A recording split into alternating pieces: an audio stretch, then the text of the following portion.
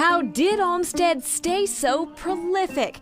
In Massachusetts alone, his projects were countless, including World's End in Hingham and Wellesley College. He was exceptionally hardworking. When he was working on a project during the Civil War, he was described by a friend as subsisting only on coffee and pickles. Evidence of that intensity is found at the Frederick Law Olmsted National Historic Site in Brookline, run by the National Park Service.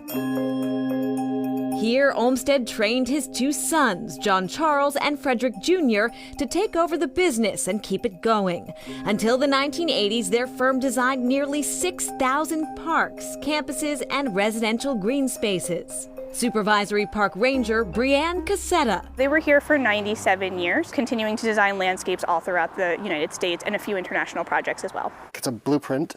This is 1905. All these records were meticulously kept, says archivist Anthony Reed. We have about 139,000, 140,000 of the large landscape design drawings. We think we have about 1 million documents altogether. I think there was even this intellectual property idea that they knew the brick vault they built to store their juice, their gold. Such as detailed planting plans, including this 1893 plan for the Muddy River in Brookline. The first number is off the planting list, the type of plant that would go into that area, and then the second number is how many would be planted in that section. That thought process that to make these places look so natural, it's not a natural process at all. These archives have been digitized for posterity, so scholars and designers can use them. If they can just download it directly from our sites, it just makes that access easier and it makes it more egalitarian. They're free. Well, they're not free, they're taxpayer paid, so thank you for that. How Frederick Law Olmsted developed his talent is a tougher question to answer. He had no formal training in gardening or architecture. He was a late bloomer who grew up in a wealthy Connecticut family. He doesn't settle into landscape architecture until he's in his 40s, which today isn't so odd, but in the 1800s, that's a little abnormal. He's a farmer, he's a writer, he tries 18 months on a ship to China, he's the president of a gold mine, he's the secretary of the United States Sanitary Commission during the Civil War. Throughout his life, however, one goal persisted, says Cassetta. He was always kind of looking for a purpose in life, and he was always looking to somehow make life better. Today, educators in Boston are trying to improve upon that legacy.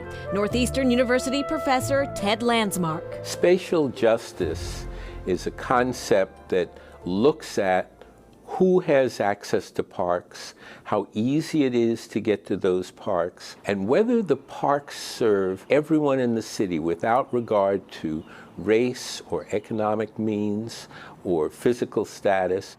At nearly 530 acres, Franklin Park is the largest park in the Emerald Necklace. In fact, the biggest park in Boston. Best known for its zoo and public golf course, Franklin Park connects Jamaica Plain, Roxbury, and Dorchester. It's the jewel of Olmsted's Emerald Necklace, and so we need more, and we've always gotten less. And so now we're finally beginning to get something, so we're trying to improve on that. Ricky Thompson is president of the Franklin Park Coalition, which advocates for the park and organizes community events. One night we have open mic. Oh, nice. Yeah. You ever get on there? No. For so many years, this park was neglected. When I got in high school and I started running cross-country track and schoolboy track in the stadium behind us, I realized the park was so much more. You won't even realize you're still in the city of Boston. You think you're out in the country somewhere. Franklin Park is home to dense woodlands, trails, and stone ruins. Scarborough Pond attracts photographers and walkers. So what are your goals for the park at this point? We want to improve the Blue Hill Ave entrance. We want to improve the Walnut entrance and also the Glen Road pathway coming into the park. We'd like to make Franklin Park a destination. When you look at the downtown brochures that they give out in the hotels, it kind of stops at Back Bay. We want people to know that Franklin Park is here. In addition, the park hosts a variety of music festivals.